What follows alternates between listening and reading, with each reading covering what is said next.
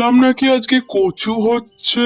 হ্যাঁ ঠিকই শুনছো। তাহলে আমার জন্য অন্য রান্না করো, আমি এই কচু বাটা খেতে পারবো না। কেন? কচু খেলে যে আমার গলা চুলকোয়।